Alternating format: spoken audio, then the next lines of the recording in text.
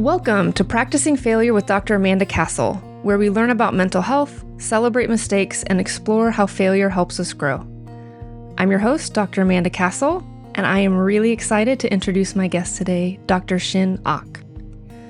Dr. Ock is a clinical psychologist and the founder of Ezar Psychology, a practice specializing in providing actionable and values-guided mental health care for physicians and high-achieving professionals, whom she calls exhausted exemplars. She practices in Massachusetts, Maryland, Washington, D.C., Virginia, and all PSYPACT-authorized states. Welcome to the podcast, Dr. Ock. Yay! Thank you so much for having me. Yay! All right. You and I have talked in the past about the unique psychological landscape of high achievers. Mm-hmm. We both work with them from different angles. Mm-hmm. And I'm excited to kind of revisit that topic with you today, because you have a long history working in medical settings, and it's given you this very unique insight and experience that has led to this specialty. Mm-hmm. In particular, I want to talk to you about physicians and the exhausted exemplar, which includes physicians but expands beyond that. Okay. All right. So physicians are a group that we hold with really high expectations, right? There's very high standards from society. As patients, we have high expectations. If they're your employee, you have high expectations. Mm-hmm. So maybe you can give us some insight into what are the unique stressors that physicians navigate that maybe other people don't fully understand. Yeah. First, whenever I meet with a physician, potential patient for the first time, almost invariably, they say something like, I've always been a pretty anxious person, but at this point, things feel like they've shifted or become untenable, or I'm recognizing now that something needs to change. And so on one level, folks who find themselves or self-select into this profession tends to be those who are on some level driven by stress or do well in higher pressure situations. They don't run away from high expectations, and they have high expectations for themselves. And for a long time, it's gotten them very far. They found a way to kind of put that anxiety into something productive. Exactly. However, we often talk about, I think as psychologists, but you and I, that our limitations or our weaknesses are often just our strengths misapplied or overapplied. Yes. And so folks who tend to push themselves quite far, folks who tend to do well when there are high expectations because they want to succeed, they don't want to fail, they want to solve problems, they want to do a good job, can kind of find themselves having worked themselves to the point where that is all that is expected of them and that is all they can do. And the thing about living in a capitalistic society is that good work is only rewarded with more work. And it's so true. For physicians who, if you think about it, you take on, 4 years at least of undergraduate school, and then another 4 years of medical training, and then another 2 to 9 years of residency and fellowship and all of that. And if you subspecialize even further, it can be even more. They're used to being given a standard to follow and then either hitting that mark or going beyond it. Mm-hmm. However, in that, they're giving up a lot, especially saliently for women. They're giving up most of their 20s, if not all of their 20s and early 30s. And the time to become an adult is also at that time. And so while their peers are, launching and doing all these other things, oftentimes I hear someone say, I didn't get my first big girl job or my adult job until I was 35, right? And at that point, there's been so many things that have been missed or just pushed to the side in this effort to achieve all these other things. So I think the duration of a medical career and the length of training is particularly unique, and it sort of enculturates them into a certain way of being. But in the past, I would say 10 years, and with more fervor and concentration in the last few, maybe 5 years, the pressures of the actual job have changed, such that, volume is higher, acuity is higher, all those things. But there's been this added layer of extremely high expectations for physicians to know something and to be able to execute something, or to be able to provide care or provide treatment or provide answers and solutions, coupled with a really pervasive and deep distrust of those same physicians. And so a really big challenge that a lot of them are facing is that even if they show up perfectly and they provide all, the standards of care, and they engage with their patients, and they look up all the things that they need to look up before the visit and provide all the comprehensive recommendations, there's this sense that they're an adversary. And I think that has been really, really wearing on the psyches and just the approach to the work that so many physicians are facing, whether they're new in their careers or have been doing it for 20, 30 years. This sense now that the relationship with their patients has fundamentally shifted. I am seeing that on my end as well. Mm-hmm. And I think the expectation from patients shifting, mm-hmm. and sort of the treatment that people sort of start off with a bit of an antagonistic approach to the relationship. Mm-hmm. And I will acknowledge, coming from chronic illness communities, mm-hmm. like there can be very valid reasons people mm-hmm. come in with an adversarial approach, mm-hmm. Because there has been past hurt in those dynamics. But then there's also this expectation from the administration to be seeing more people. Mm-hmm. There's now this expectation as well to be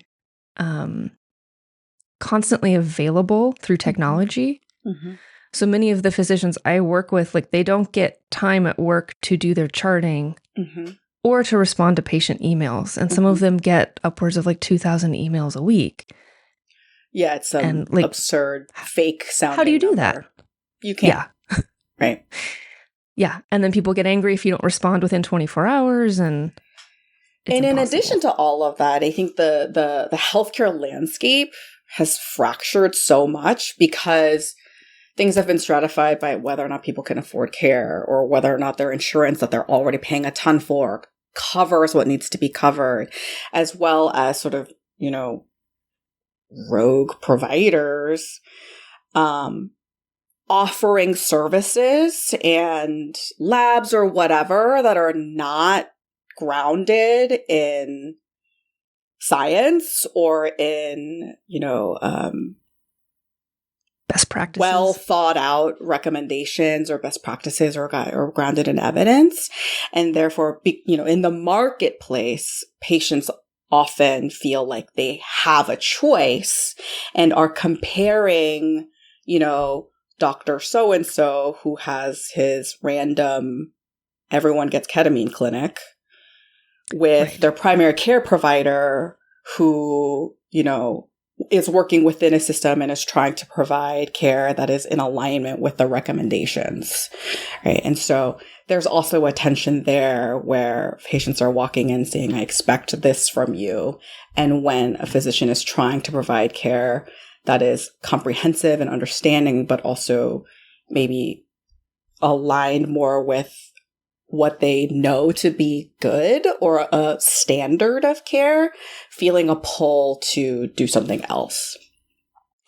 Which can also be to get insurance to cover something, we have to show certain other things have failed first, mm-hmm. Which is very frustrating to patients. Mm-hmm. But then it's also frustrating if they get these surprise medical bills, right? Because their insurance says you should have done X first.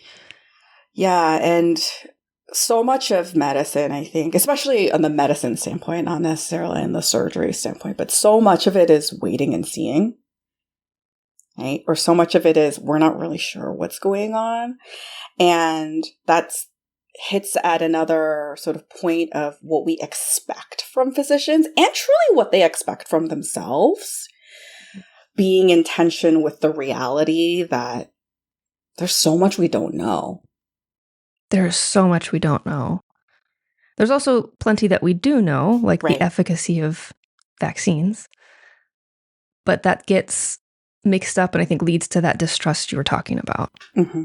Mm-hmm. So how do we hold humbly what we don't know and say, like, this is what we're still figuring out? Like, there's a lot of autoimmune conditions that are still kind of on the edges of being researched and we don't fully understand or know how to treat, versus things that we do have pretty solid, consistent evidence for.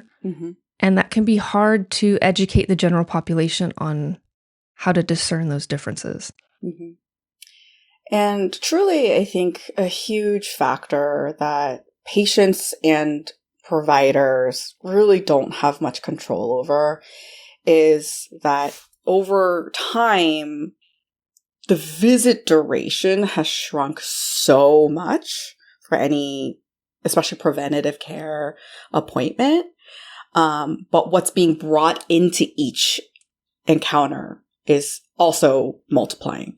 And so just the concentration of what needs to get done in a 15, 20-minute visit is becoming just more and more of an impossibility. Yes. And I would add to that, there's a lot of insurance companies that have pulled back how much they reimburse for different services. And so out here in LA, a lot of practices have started doing an annual administrative fee. Right. These concierge practices, which they have more availability and longer visits. Even ones that aren't concierge are now doing it. Because based on how the insurance reimburses and how many clients they are actually able to see in a day, they can't pay their bills. Right. And so it's leading to this further fracturing of what we expect as patients, because that feels, I go see my OBG once a year and I have to pay this administrative fee. But also, how else do I get in? Right. It is, all of this is falling on the backs of physicians, where they're often being told when they try to set limits, which is so much of what we talk about in my practice with physicians, is how do we advocate for ourselves? When they try to set limits, they're often told this is taking away from patient care. Right. There's a guilt component. Yeah. Which on the one hand, a little bit, right? We can understand that. But on the other hand, that can't solely fall on the shoulders of the provider, because as the longevity of medical careers on average is shortening, as people are burning out faster and leaving, there are fewer and fewer providers that are qualified to provide care, and therefore more and more patients that are searching for this care. And we are at this critical nexus where they're just, even in urban centers with larger bodies of skilled providers, there just aren't enough to go around. And so there has to be more of a conversation. And this is really talking about how systemic issues affect mental health. There have to be larger conversations being had at the organizational level, at the institutional level, at the state and federal level, and just regarding the industry of mental health, of health and mental health to begin with. But it's all being right now concentrated on the individual physicians for the most part, in my understanding. And they're wondering why they're having a hard time. Right. And it's because we're not supposed to be able to be healthy when we're this strained all the time. it's an unrealistic position for them to be put in. And I think this kind of segues into my next question, because you mentioned, themes of perfectionism and some of that underlying anxiety is part of why high achievers can do so many amazing things. But that fear of failure, that perfectionism has kind of a unique flavor for physicians because it's literally reinforced at every level of training. It's like, you don't know this, every we're all mad single at you. level of training. And we think you're stupid and you don't deserve to be here. Which is absurd, right? Because, but at every level, every single level, medical schools are ranked, right? MCAT scores, there's a cutoff that's acceptable. There's a cutoff that's, impressive. There's, and these are all smart cookies, right? Taking the same test, but there is a stratification there. What were your step 1 scores? How competitive are you for this specialty? Did you pick a competitive enough specialty, regardless of what your interests are? Were you abused enough in residency to develop appropriately as a physician, right? Like this assumption that abuse has to be part of the learning process. Or just suffering, just grave human suffering. Yeah. And are you at a fancy enough institution? Oh, you're not in academics. Oh, well, at least you're getting paid enough. There's all of this comparison. And at the end of the day, human lives are at stake. And so it's so stressful. And what I always, when I'm working with young folks, so when I'm working with my students and residents, I kind of always have to remind them that this comparison game is going to be there whether you pay attention to it or not. So you might as well just not. Right? Unless you really want to get into this super, super competitive subspecialty where everything has to be perfect. And in which case, I still would dispute that our understanding of what is acceptable and perfect for that metric is accurate. It's fine. Are you learning? Are you helping? Are you feeling fulfilled? Do you feel like you could do this for another 30, 40 years? Or are you holding on to the next stage that is promised theoretically to be better?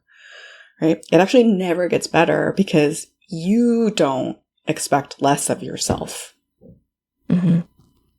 And as you mentioned, things keep ramping up expectations. Things keep ramping up. You get more responsibilities with more autonomy. The bottom line of any hospital system is still going to be this thing that people talk about. There's still going to be patients getting sick. We have to have a sense of who we are and what we're about and what the limits are around that at every single point. There is really not a time that we can take back when we say, let me just go based on what all these outside factors are demanding from me, where then we can close it off, right? And get back to some sort of baseline. So it's a practice that needs to start as soon as possible and needs to always be fought for. We kind of never get to the point where it's easy, but we can get to the point where we're not sorry about it anymore. And we're not taking personal responsibility for systemic problems. Right. Yeah. So as failure is sort of part of how we learn, but in medicine is so penalized, how can physicians start to build sort of a more constructive narrative around making mistakes?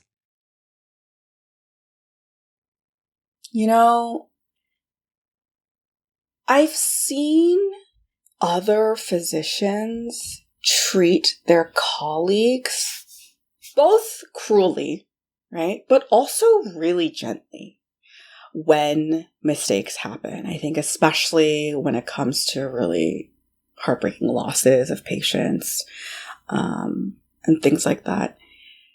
And I think the assumption is always that the response to our mistakes will be that cruelty and judgment. Mm-hmm. But in the times when colleagues or friends or internet strangers, whatever, have responded with humanity, with understanding, with that this happened to me too, that this is what I learned from it, or this happens, it doesn't mean you're a bad guy, a bad doctor, or not cut out for this. When we can respond to ourselves with that same gentleness, it can be really impactful. And I think oftentimes when I talk about treating ourselves gently, giving ourselves space to feel the things or sort of recognize that it's hard or take a minute, I get a lot of pushback saying I don't have time for that, right? It's overwhelming, right? I have this hangover. We kind of learn to turn it off, but we never turn it back on. It actually doesn't take as much as we imagine it will, right? This sort of imagined loss of control, this imagined being overwhelmed by how hard everything is, that we will be completely shut down and completely incapacitated. If we're able to sort of meet it out with a rhythm and with an intentionality, it really doesn't take very much time. I'm talking about seconds sometimes. Just to recognize, hey, that was tough, right? A second to make eye contact with another colleague after some catastrophic thing happened, just to say, hey, me too. That was rough. Are you okay? I'm okay. A second between patients to take a deep breath and just recenter and recognize, okay, I need to take that patient's hat off and put on this next patient's hat, right? If we're able to integrate some intentionality there, it really doesn't have to take that much, but it's almost this mythologized loss of control. And then people hold on to the point where then we're talking about extended absences, really significant mental health issues, suicidal ideation, falling into substance use, things like that, which are also incredibly real risks and affect physicians at a much higher rate than the general population because it's so hard. Yeah. Those deaths of despair tend to go up in places where we feel so much pressure without any release or way to turn to relieve that pressure. Yeah.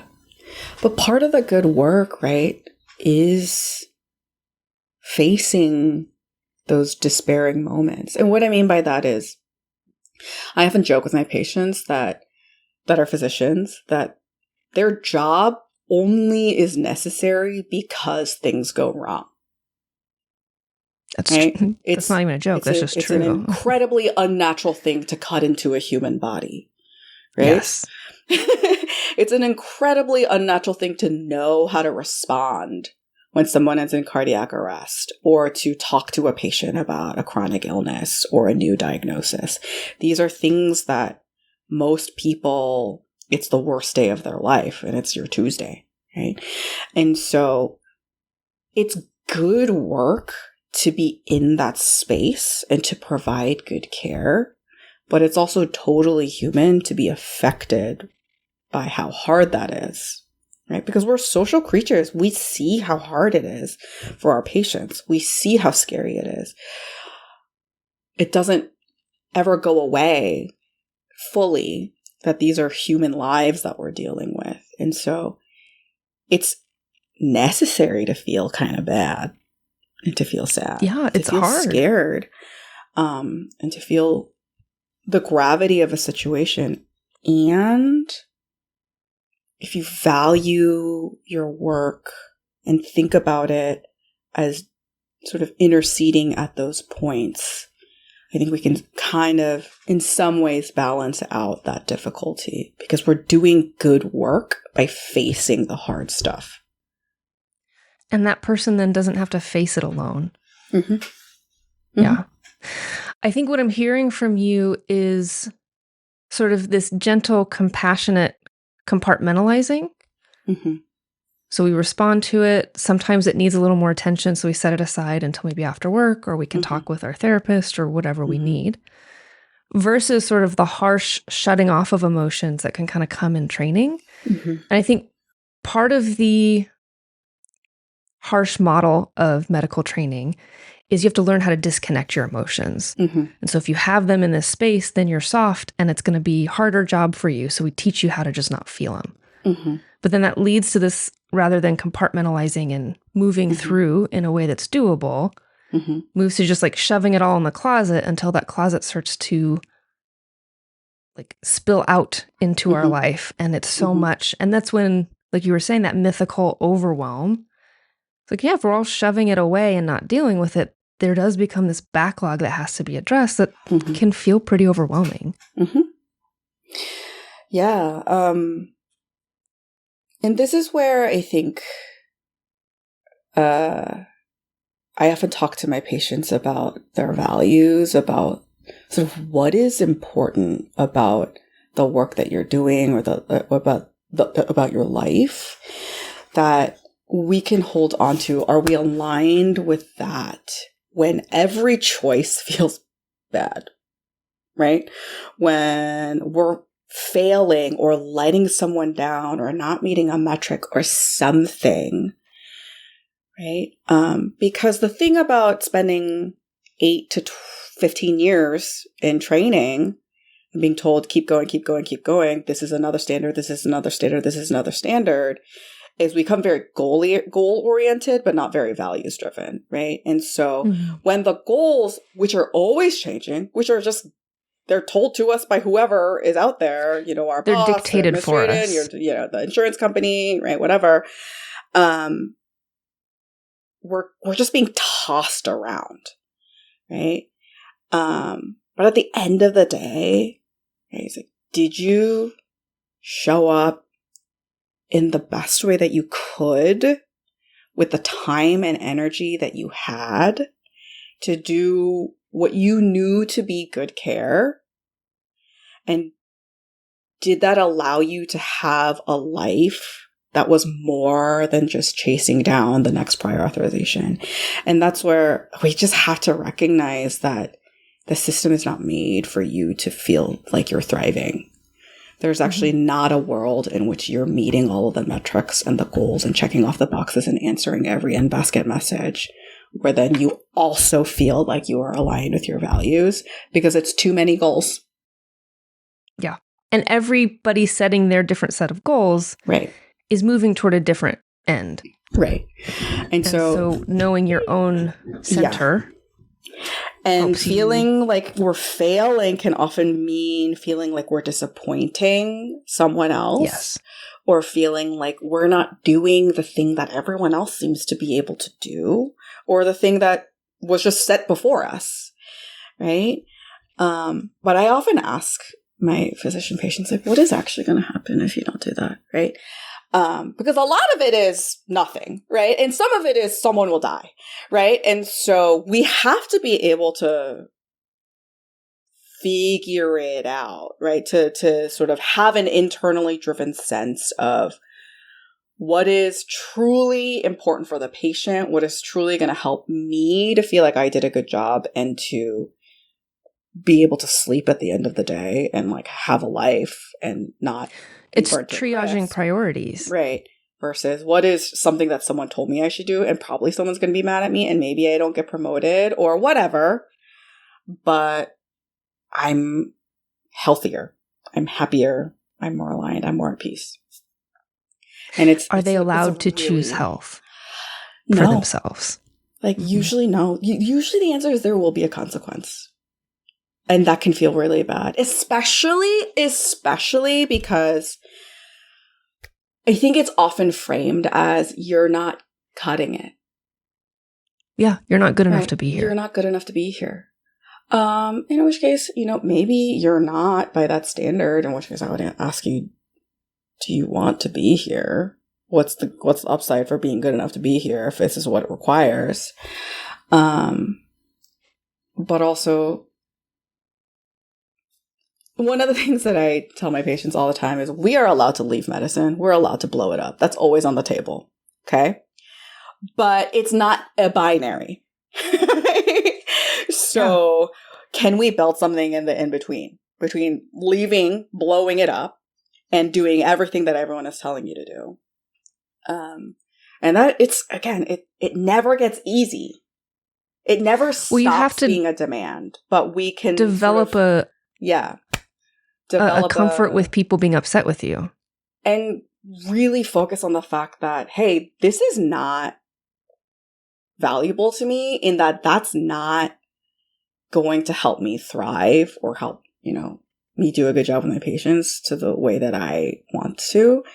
And it's really scary because, again, we're exemplary. We're supposed to be able to do this inevitable, like forever, right? Mm-hmm.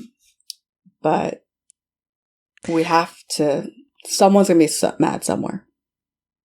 And one of the things that I see kind of in line with this is the older generation that's maybe closer to retirement age, kind of looking at the younger physicians and being like, y'all just can't cut it. We used to do this, fill in the blank, whenever we were your age, and we've earned the right to have lower caseloads and take longer vacations and get the priority vacations and kind of all of these perks that you used to age into. And there's sort of a disconnect of what the state of medicine looks like to them and what the state of medicine looks like to people who are sort of in the thick of all of the things you've just been talking about. Yeah, that certainly is a dynamic. And I see that in two different ways, at least. One, the nature of the work has fundamentally changed. Patients are sicker. We're responsible for more. We are expected to do more alone sooner.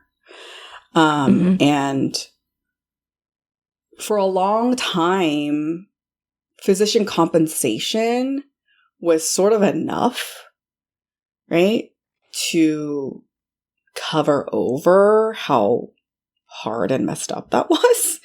And it's really hard to say no to a generous paycheck, even if it means selling your soul, right? Especially if there doesn't seem to be that many other options. But a lot of these clinics, hospitals, whatever, are now offering quite a bit of money. But whatever the job is you're stepping into, you're going to be not really surrounded by very many colleagues who can help you learn, help you grow, help you get established, which is something that in the older generations, I think they did have. And just, the demands are so much higher. And so at this point, I think the compensation doesn't feel like enough for a lot of people. Right? A lot of my patients often say, I would take a huge pay cut if my job looked different, right? If it was a better fit for how I wanted my life to look. And that's not always an option. And I think that's a really hard thing. Where, you've earned the right to rest, I guess, at some point in your career. I would say everyone has the right to rest all the time. But ideally, it's not always possible, especially with the extremely sort of concentrated training schedule. But because they're so exhausted, they come out just looking for the thing where they can just sort of sit, right? Not sit, but like be comfortable, right? Find a rhythm they can fall into. And do good work. It's not always available for these new attending jobs. They're just these really high stress, high demand things. And I will say, I think the expectation for rest, I think it's easy for a lot of us to look at that and say like, oh, they want to work 40 hours a week or less. Yeah. But rest to a lot of physicians is like, I'm happy to work 60, 70 hours a week if I can just like sleep at night or go to one event of my child's a week. Or I'm happy if I don't have 2 overnight shifts in a row. Yeah. Right? Or if instead of going in for call once every 5 days or, I go in once every 7, right? And it's so frustrating because so many of my patients will go in and say, I've thought about this. I am proposing a solution. And they're met with no. And so we play this shuffling of providers from one practice to another practice to another practice to another practice, and nothing is actually changing. Things are actually just getting worse. And so on the one hand, we have to be sort of selfish with what we're asking for ourselves.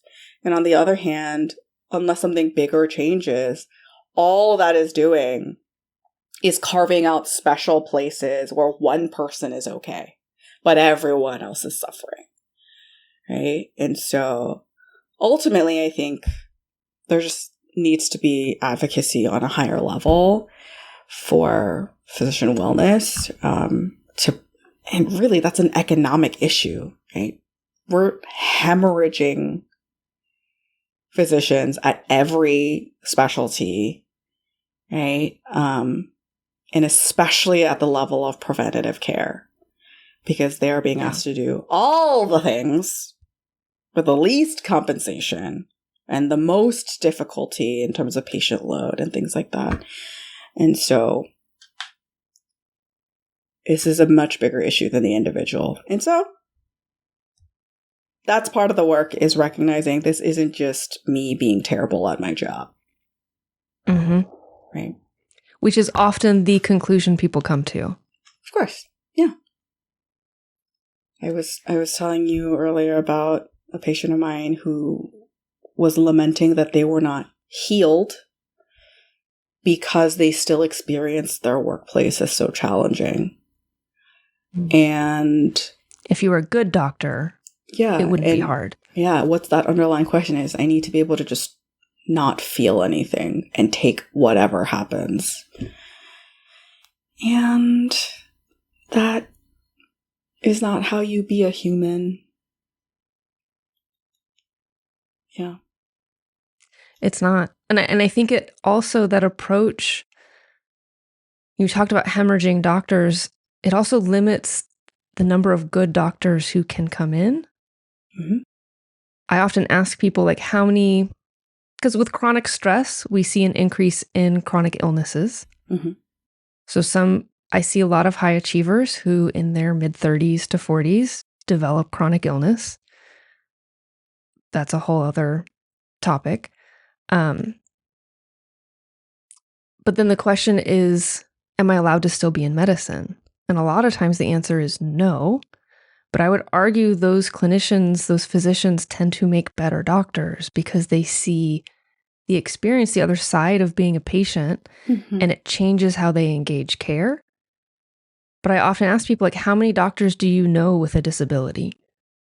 And that list is short. Well, I mean, that also brings up to mind that disabilities are largely or often not visible. And so we don't know. And I think that also speaks on one level to how we sort of pedestalize physicians and sort of imagine that they're doing great. Right? Mm-hmm. And that makes sense on one level, but you're absolutely right. I think compassion fatigue is such a real thing too, where if you are being asked to just give so much sort of emotionally and empathically to so many people for so long, you kind of can get numb to it. And so I think sometimes when people are complaining about their interactions with physicians, that might be a little bit about what's going on. But it's absolutely true that having a lived experience informs your practice, right? I've worked with, like EM physicians who, once they experienced their own panic attacks, it changed their clinical practice and how they faced patients that came in with panic symptoms, right? Because it's not an emergency in the emergency room sense of the word, right? But the fear that comes The person going through it doesn't know that. Right, doesn't know that, right? And so that's just like one example of having a lived experience that can change your practice, and having a disability or having a chronic disease or just living a life where you are able to manage the stressors without just going hard the whole way to the point where you are so burned out and worn out that you are disabled permanently. Yeah. Right? That's like an important practice for everyone, but for physicians, it often becomes do as I say, not as I do, because it feels like there isn't space to pace. Well, because they recognize like this isn't healthy, so don't do this. But yeah, I don't know another way of living within the system I'm in. Right. You know, there's the cardiologist that smokes a pack of cigarettes a day, right? Or the endocrinologist that eats burgers because that's what's available in the cafeteria when they're, you are also a person, and the things that are good for your patient that works, bagging groceries is the same thing that's good for you. Another thing I often talk about with my patients is that we're all just toddlers with jobs and more anxiety. We have the exact same needs, yes. Right? But if you're smart, which you are because you're a doctor, you figured out ways to maximize your productivity, maximize how much you're working and all of that. And we forget to take the nap and have a snack and get a hug from your mom. Right? Yeah. So. Yeah. And I want to come back to your comment on invisible disabilities, because I think that's twofold. Is the structure of medicine tends to push people out who have health issues. But those who stay tend to hide their health issues because it is not welcome in the space.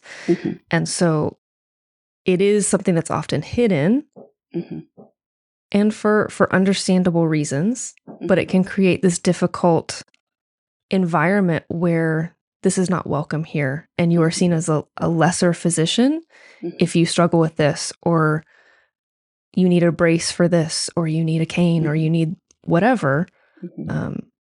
Because now you're burdening the rest of the team. We have to do other things to help you. Yeah. I will say that the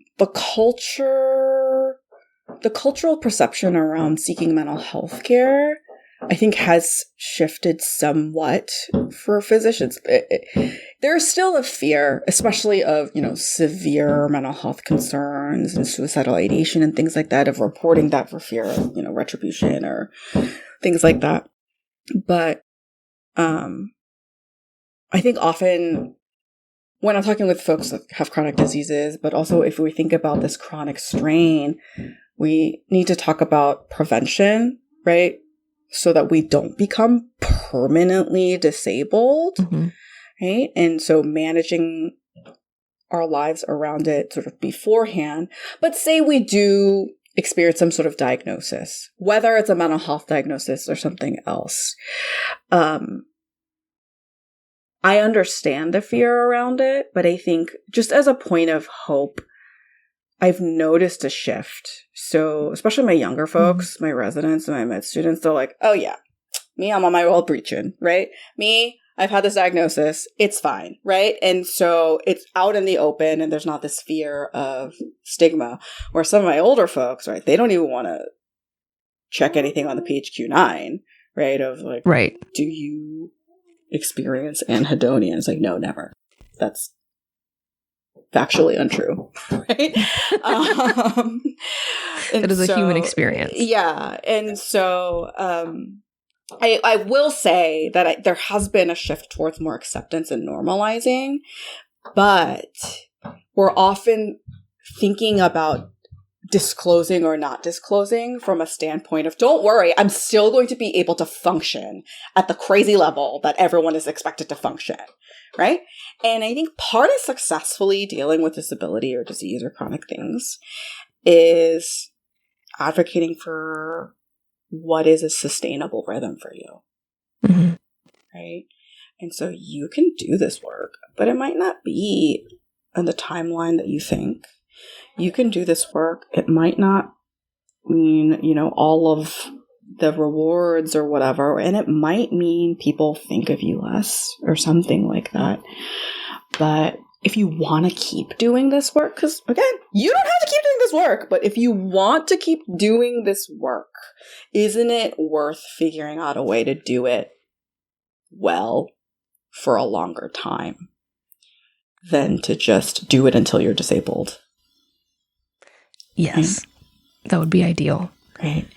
And disability, I think, honestly, even significant mental health struggles, I would advocate don't bar you from being able to provide good patient care.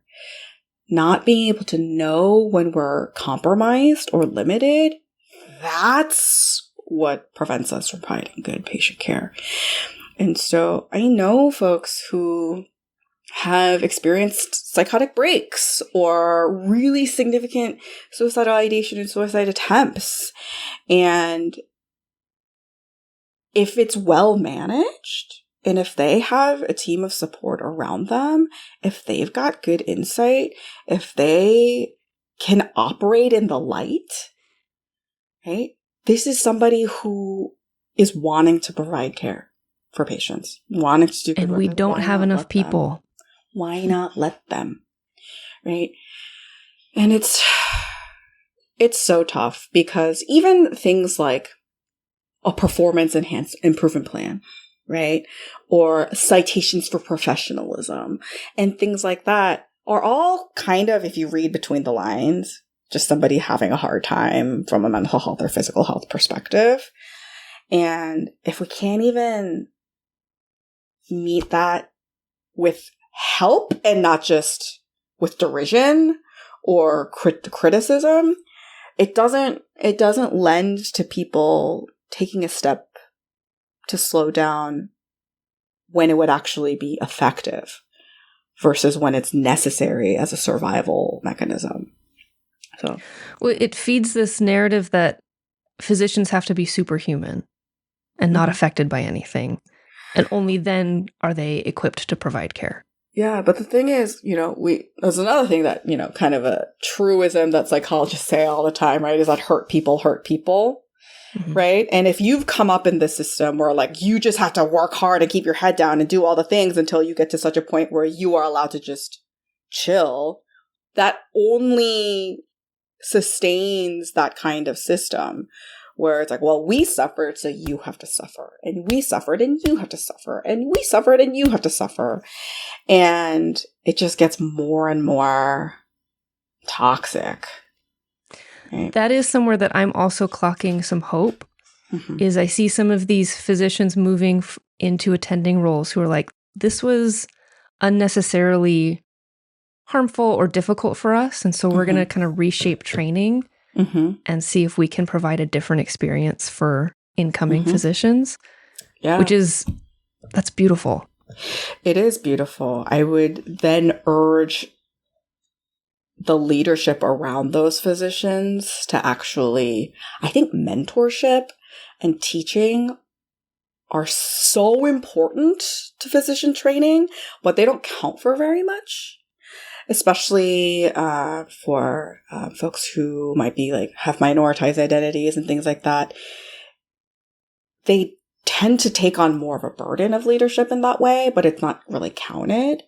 And so, I am seeing younger attendings trying to make space for their residents to have some sort of healthful balance, but then the burden of the work that's not done or whatever falls on them, right? That's kind of the millennial, especially, I think, plight is you want the people below you to thrive. And so you take on the poison, right? And swallow it. And that is very noble on one level.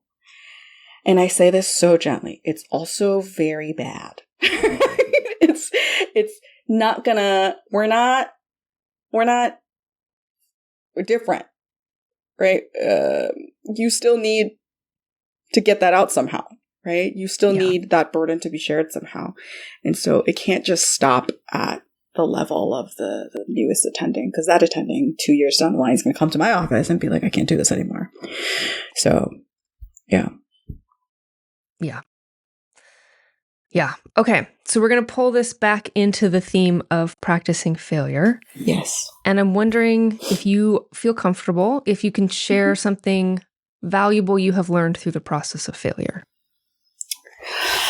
Yes. So I think similar to medicine, in any kind of graduate professional setting, right? So much of your future kind of depends on your reputation that is held by people who are above you. This is what I hear so often for young folks in residency who are in really terrible programs. It's like, I don't really want to bring it up, and I don't want to get, the board involved or anything like that, because I need this person for a recommendation letter, right? And so I had an experience in graduate school where basically everyone that was above me lost faith in me, right? And it was really hard to exist because these people who were evaluating you expected so little of you, right? And kind of no matter what you did, and by you I mean me, it wasn't, I felt like I was digging myself deeper into a hole, right? And so in that, I failed, right? Like I externally stopped, something happened. I'm not going to get super into it, where kind of no matter where I turned, it felt like I couldn't get out of that hole. And so I was asked, and I asked myself, do I want to keep going down this professional path, right? And that's a fair question. This is a question I ask all my patients, right? But for me, the answer was yes. There was something that I was committing to beyond whether or not someone else thought me worthy of this profession, right? And so because I had that conviction, and I had a good community, and eventually did encounter some superior clinicians, supervisory clinicians who saw me for beyond sort of these preconceived notions of their other colleagues, right? I think I was able to develop a sense of myself as a professional that was incredibly resilient. And this is where, I think my colleagues and friends and my patients would kind of describe me as unflappable. It's kind of where term. That's kind of where that gained its footing. Was I learned that even though the reputation that you have is important, and even though the judgment of your supervisors is important, it actually isn't everything. And I needed to have my own internal compass for where I was headed, and to build it for myself, because they weren't going to help me. And that was really scary. And that's terrifying. It's terrifying. And it's something that at every step of the way, people ask, have you been in trouble? Or have you had issues with, whatever. And I always have to say yes. But I don't identify with it in that way, right? I think it's not something that I'm self-conscious of, because I recognize that it's something that I've grown from, and that I've moved beyond, and that I have developed an identity beyond. So it can feel really scary to feel alone, but this is where I ask, is this what you're supposed to be doing? This comes back to the values-guided approach. Is this what you're supposed to be doing, and why? Right? And is it worth keeping going? And for me, the answer was yes. And so I know intimately what it's like to feel like no one is rooting for you and to root for yourself and then to build something even stronger than what you had in the beginning. That's incredible. How, when you think kind of about your professional development and moving through this, from the initial kind of injury of that experience to where you landed of, I feel resilient and this is no longer defining my professional identity. What was that time frame for you?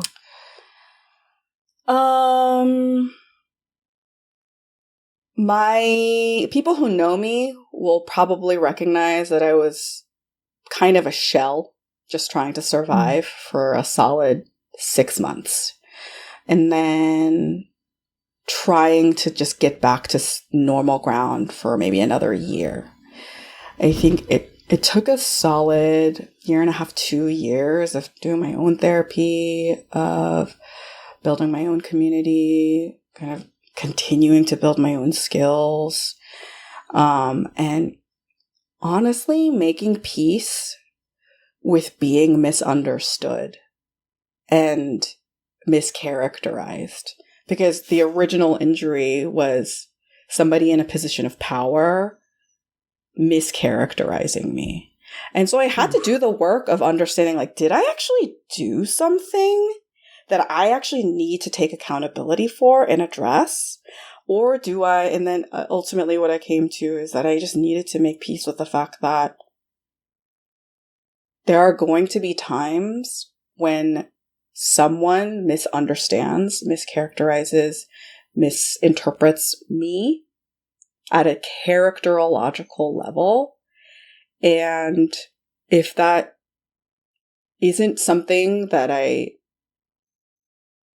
need to actually change about myself, which you should absolutely do that sort of reckoning, we have to make peace with the fact that there are people out there who believe that about you.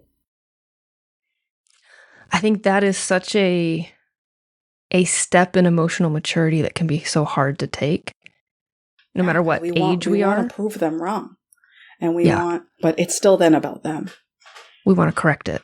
Yeah. I just need you to not think that about me. It's like, well. Yeah. Well. Yeah. And they're not going to. Yeah. There are folks out there who think I'm a terrible psychologist, probably, who don't deserve to be here, but those aren't my patients. I think that is true of every psychologist that has ever existed. That has ever existed. Mm-hmm. Yeah. Yeah. And I think many of us have similar stories in our training background, different specifics, different pathways through. Mm-hmm.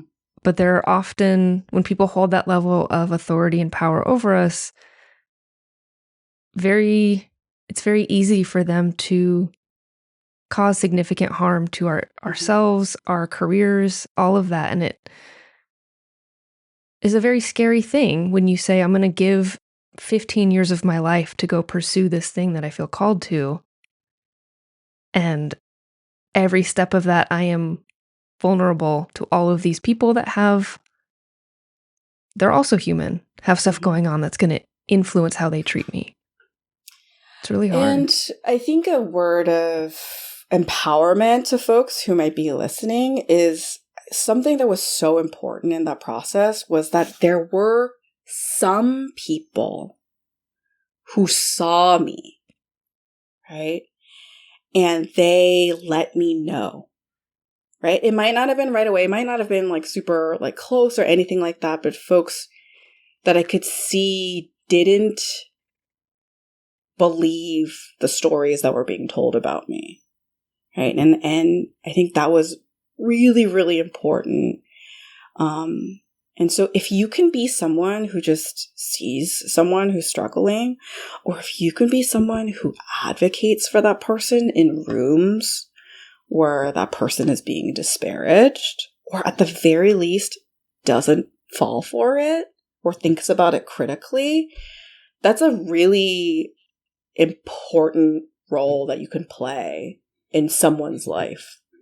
It's not necessarily someone providing solutions, but someone just not falling for whatever the easiest narrative is, giving somebody the benefit of the doubt.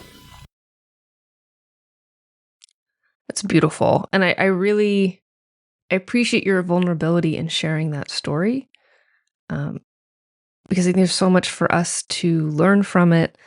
I think so many people can identify with that experience in their own ways. Mm-hmm. But this goes back to kind of disability discussions. Like, we don't know that until people share. Mm-hmm. And we often assume that others are doing much better or haven't struggled in the way that we have. And they probably haven't struggled exactly in the way that you have. But everyone has a point of understanding the core sort of underlying process. Yeah. Mm-hmm. Yeah. In my own career, not getting into specifics, but like there was a point where I was diagnosed with multiple things. Mm-hmm. And as I was working through that and figuring out like, what does my practice look like around that? Mm-hmm. I had multiple colleagues who said like, oh, it's a shame that you can't be a psychologist anymore. Mm-hmm. And I was like, well, that was never crossed my mind, because this is what I feel meant to be doing. And I'm still able to do it. I just may not be able to sit for 8 hours straight like other clinicians. And so Mm-hmm. I can work around that. There's Mm-hmm. reasonable accommodations. Mm-hmm. For yourself and from other institutions. Yeah. Yeah. Yeah. And so that experience on my own has made me more open with sharing that I have diagnoses and have dealt with disability at different levels, because I'm still here. And I think there's other really talented people who should still be here. And in that same vein, having people in my life who kind of held that anchor of who I am and what I'm capable of helped pull me through that time. Mm-hmm. Yeah, I'm so glad you're still here. And it's sad to think that there are folks who aren't still here, either in sort of the professional sense or in the here with us on earth sense, because it felt impossible to adjust. It felt not allowed, or it felt like there wasn't going to be support. And so, I'm always just for people taking a look at what's going on and asking for help. Even if at the end of the day, nothing changes, something about your own approach to your life might. Yeah. Even that mindset shift can change a lot. Yeah. So in the same vein, I am very thankful that you stuck with it and you had the fortitude to go through that process, to tolerate being a shell for a while so that you could come to this place where you are doing incredible work and helping an industry that really needs help and support right now. Thank you so much. Yeah, I really enjoy the work that I do. It's very rich. You're good at it. It's fun. And I get to see some awesome things happen in people's lives. Yeah. That's I don't know. I love this work, and I feel like we get such living the dream. Yeah. Privileged space to kind of walk these journeys with people. Yeah. All right. Wrapping it up here. If somebody wanted to learn more about you, see more of the work that you do, maybe connect with you and see if you're open for therapy, how might they find you? The best way to do that would be to go to my website. That's ezarspsychology.com, EZAR psychology.com. There's a contact form. There's a little bit of information about my work, all that stuff. And I am a little bit on Instagram, but I'm not an influencer. So also at Ezar Psychology. Yeah. All of us therapists having to have a web presence, but not wanting to be influencers. It's a weird space we hold now. Yeah, I can influence just my patients, and that's fine. That's an actual relationship. Yeah. more meaningful to me anyway. That's fair. Dr. Ock, thank you so much for joining me today, for sharing your expertise, your wisdom, your insights. They're all incredible. You have a great mind. Thank you. This was very serious, but I still had a good time. Oh. Good. I'm glad. Yes. All right. And thank you to everyone who listened today. Remember that failure is a necessary part of growth, so keep failing, keep learning, and keep growing. Special thank you to everyone who contributed to this project. Consulting producer and editor, July Diaz. Producer and graphic designer, Ben Castle. Logo art by Josie Huang. Theme music by Daniel Rogers.